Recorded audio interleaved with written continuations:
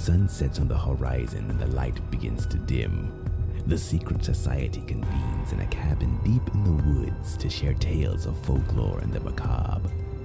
These are the stories that are told when dark becomes night. This is Dark Was the Night.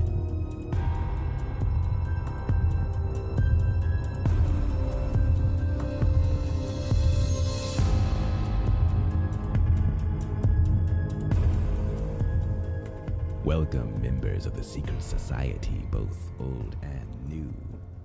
It pleases me to see so many gathered here once again in the cold embrace of darkness, to share tales of the macabre, to breathe life into stories of the dead. Who will be the first to share with us tonight? Ah, yes, it looks like we have a volunteer. So now, everyone gather around, peer into the darkness, and let us begin.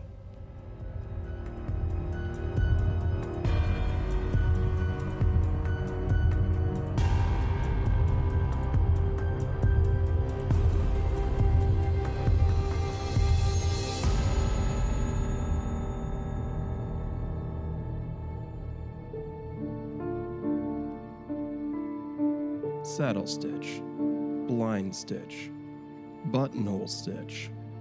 My mother was an avid seamstress. The whole town would come to her for alterations, and her friendly smile always greeted them. My mom felt like a mother to everyone in town. She had a glow about her that everyone felt when they were in her presence. They trusted her. She lived in the same house for almost 27 years. Precious possessions were strewn about, like family photos and trinkets she had collected over the years, stockpiles of fabric and sewing materials. But one of her favorite things to do was collect buttons. Some people collected stamps or cars. My mother collected buttons. She shared that hobby with me until I got too old to care anymore, and eventually I stopped.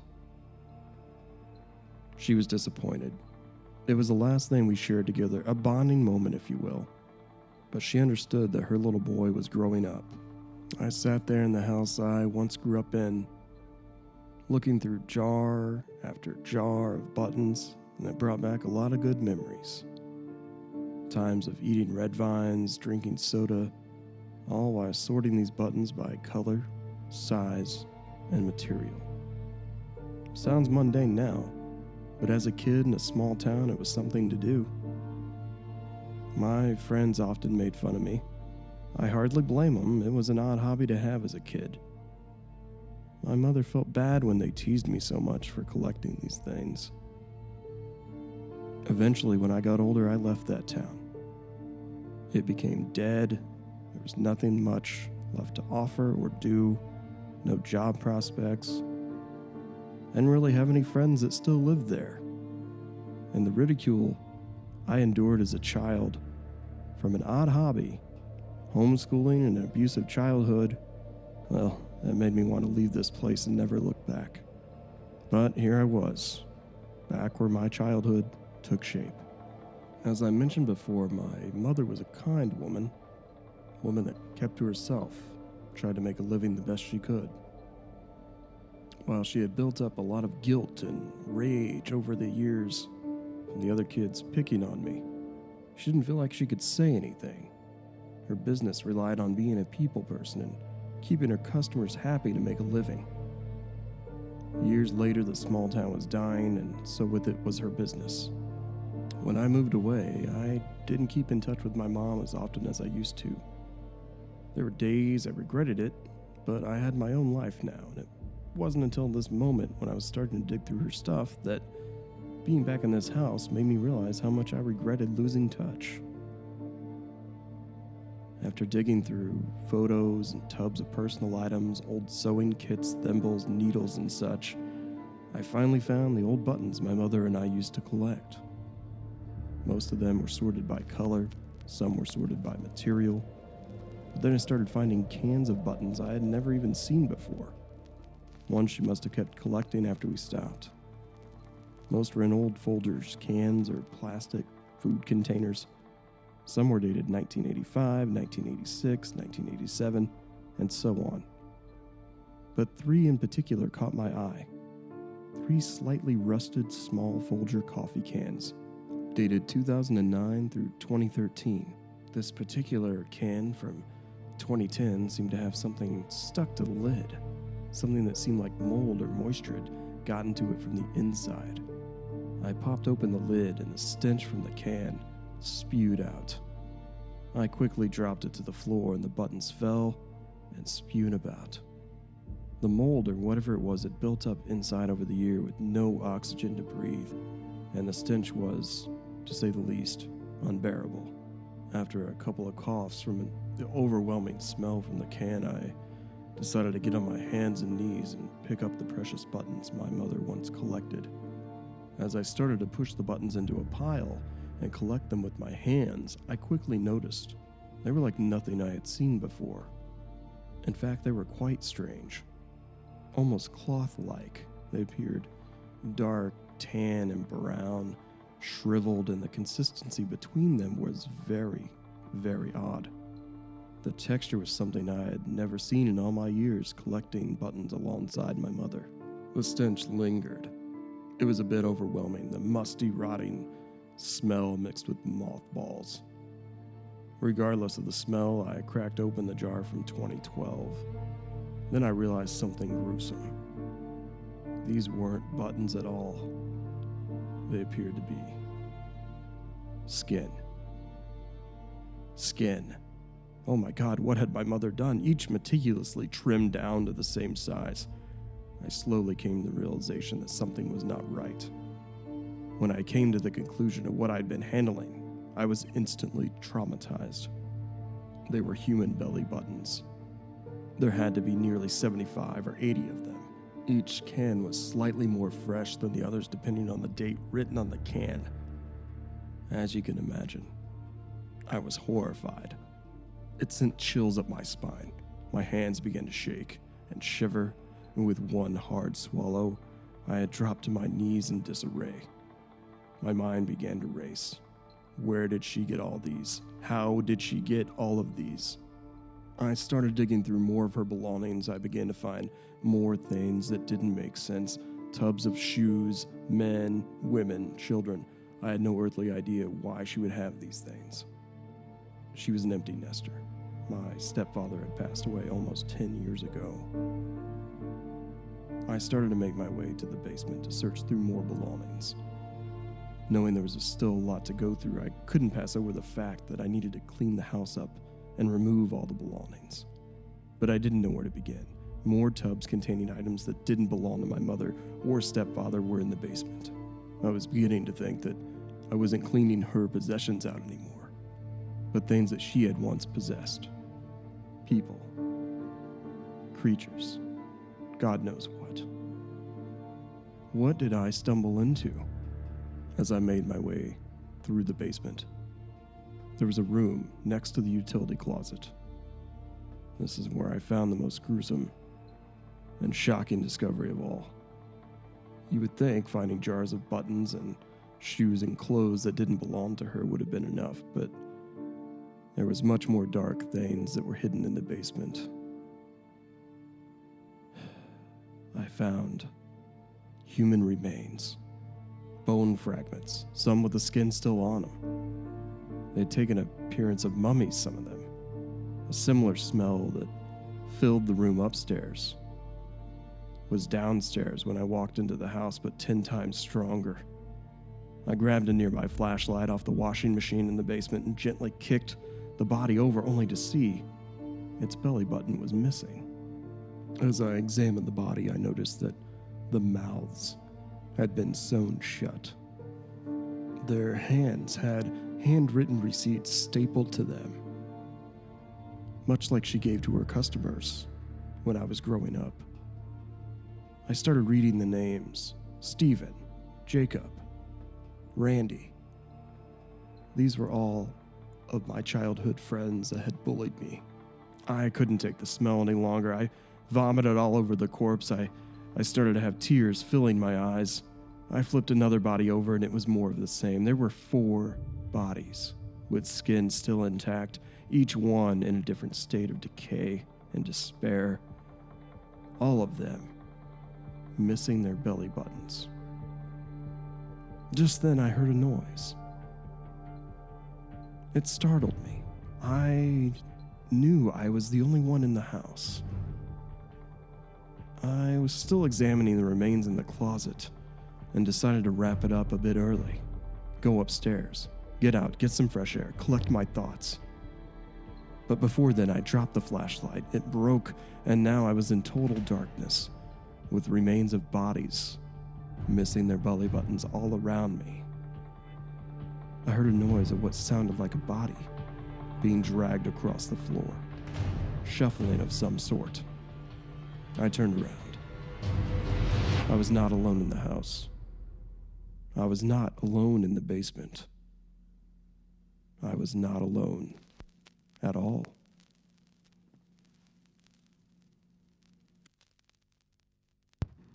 Chapter 2: Wind Chimes.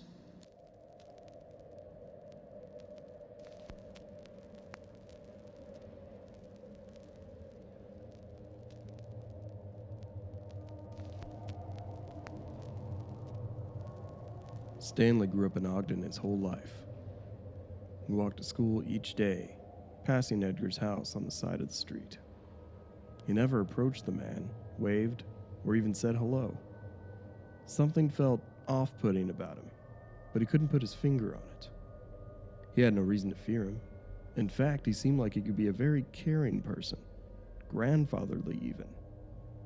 One summer, Stanley decided it would be nice to go by and check on the man, since it seemed like everyone else had forgotten about him. So he stopped by the gas station for cigarettes and a drink.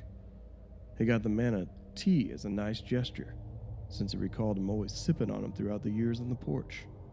As the sun broke and the wind died down, Edgar would always sit on his porch, taking in the sunset, watching the stars, and occasionally whistling a tune as the wind chimes clanged together recklessly.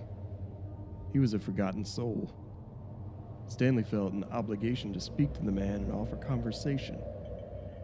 So he drove to the man's house, grabbed the drinks, and headed to the porch.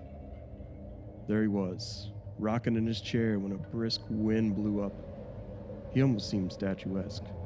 It felt oddly familiar. Stanley called out to him, "Wind is really kicking up today, huh?" There's no response from Edgar. He just kept rocking away. The wind chimes on his porch, clanging together the whole time.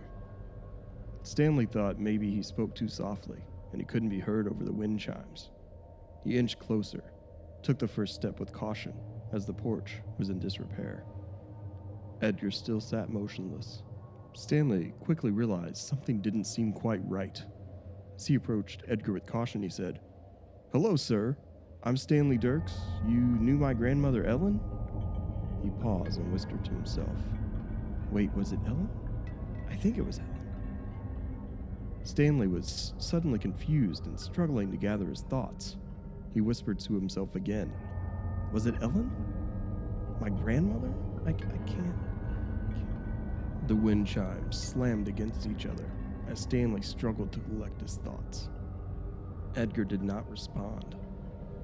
Stanley spoke again. "Are you feeling okay, Edgar? I brought you a tea. It's so warm today I thought you might need something to cool down." Edgar just sat there without a care in the world. Stanley started to panic a bit. What was wrong with this man, he wondered. What had come over him? He considered leaving and chalking it up to Edgar just being a stubborn, introverted old man who was destined to be a hermit until his last breath. But then he noticed something. Something around Edgar's neck. He reached out and then quickly pulled back his hand, startled. It had sharp edges. He inspected it more closely, only to find out there was barbed wire around his neck. He could barely see it around his thick plaid shirt collar because it was covering it up, but he noticed, and it was tightly embedded into his skin. Looked like it had been there for quite some time. What blood was there blended into his shirt and dried on the metal of the wire? Edgar looked like he'd been violently strangled by the wire, and his neck seemed to be sawed half off. At this point, Stanley was visibly shaken. He was sweating profusely, his hands shaking with uncontrollable quivers. He noticed Edgar's front door was cracked open, and the screen door, it had a hole in it near the handle. Being from a small town in the middle of nowhere, it was pretty common to leave your door unlocked. That wasn't the cause for alarm. But considering the circumstances, he felt the situation just wasn't normal. Not in the right state of mind, he pushed the door open and called out to see if anyone might be in the house. "Hello? Is anyone here? Are you okay?" Stanley exclaimed. No one answered his calls of distress. He moved into the house, first inspecting the living room. Shag carpet, outdated furniture, and dust filled the air. The sunbeams, shooting through the curtain, provided a beam of dust. A tray sat at the couch with a leftover can of tuna and dried Jell-O container. Small stains covered the shag carpet. Photos of Edgar's deceased wife were hung with care in the living room. He noticed a photo of 2 children and Edgar on a fishing trip with a smudge on the frame. Stanley felt like he was learning a lot about Edgar, but felt very uneasy. He snapped out of his momentary lapse and focused on the task at hand. What had happened to Edgar? As he made his way through the house, it was like walking down memory lane. The walls were full of photos and had a small coat of dust on everything. He moved on to the kitchen that looked more like it had sat untouched for a few weeks. There were more stains on the old linoleum tile. He didn't think much of it since it was being cared for by an elderly man that was living alone. He smelled stench that seemed to be permeating from an adjacent room, but he couldn't put his finger quite where it was coming from. It was a mixture of zinc, vomit, nail polish remover. It was pungent and unpleasant. He followed it to the room, off the kitchen and down the hallway. It was the last and only room in the very small home that Stanley had not made his way into. As soon as he pushed the door open, there was an explosion of stench and what appeared to be intestines or brain matter that was strewn about. It was all over the place, the sheets, the carpet, and it had dried on the wall. What the hell could have possibly happened here?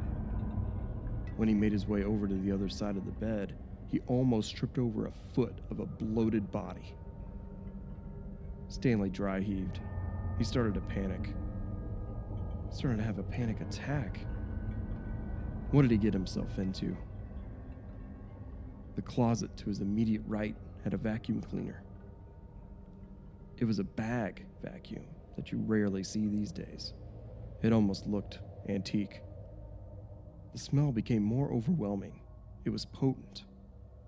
He noticed the bag was about a third of the way unzipped.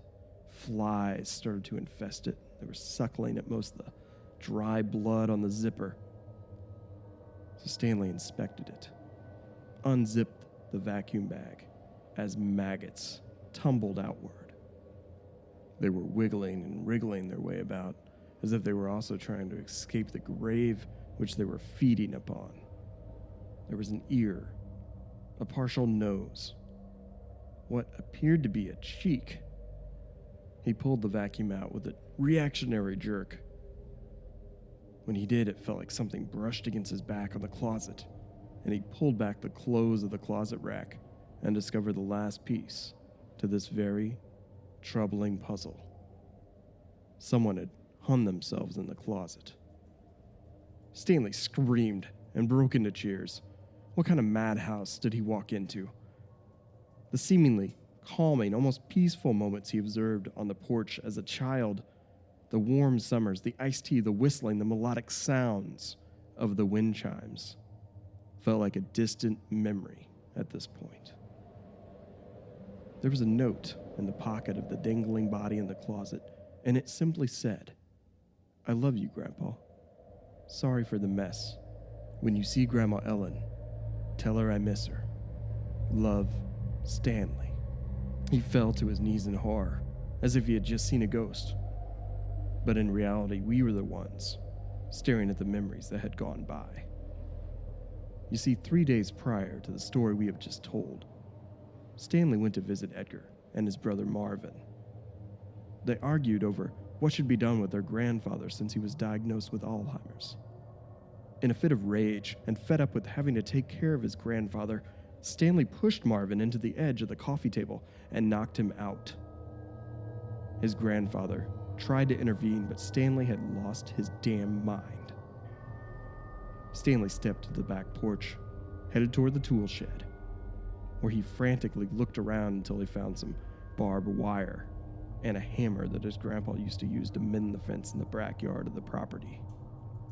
When he returned to the house, he struck his brother unconscious in the head with the hammer and repeated until it became a pile of mush.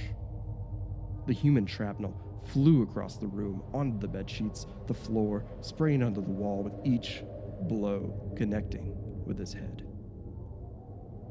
Edgar watched the whole thing from the doorframe, petrified. Stanley turned around with a defeated look, blood dripping from his forehead. He wiped that blood away, took a deep sigh, glanced to his left, then to his right, paced in place for a moment. In that moment, the house was silent. He only heard the wind chimes in the distance from a summer breeze blowing them on the porch. The chimes became ringing in his ears. It was as if someone had shot a rifle. He remembered hating the wind chimes as a child because he knew his mother was dropping him off, he and his brother, at his grandpa's, and that's where the bad things happened. In that moment, he snapped again. Stanley grabbed the barbed wire from the bed, wrapped it tightly around his grandfather's neck, who stood in shock. Each second felt like an eternity. Edgar's feet shuffled as Stanley lifted him off the ground.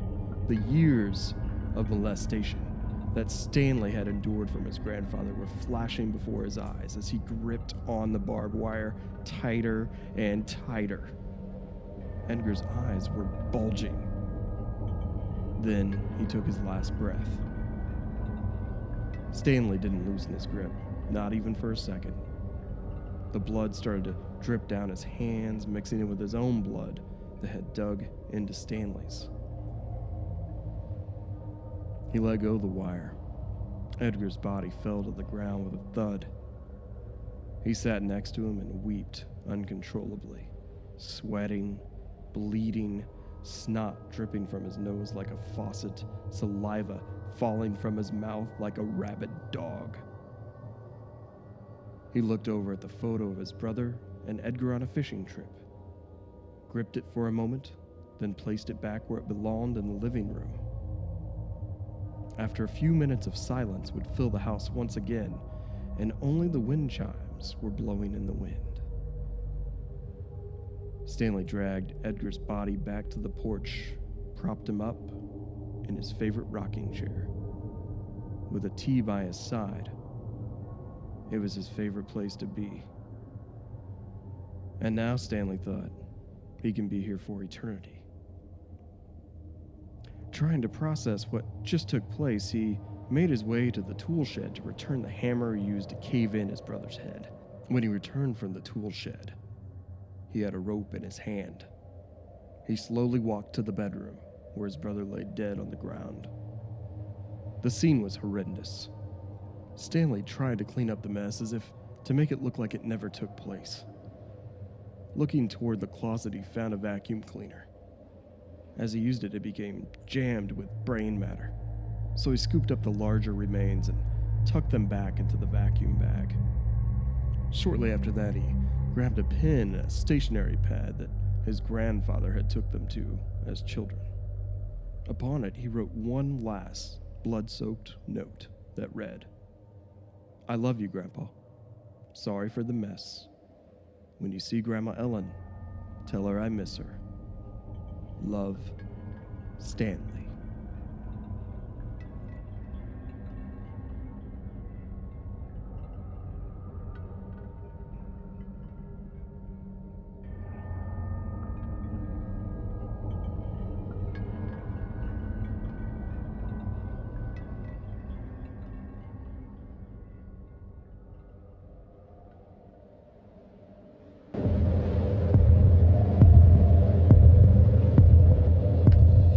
afraid our time has run out.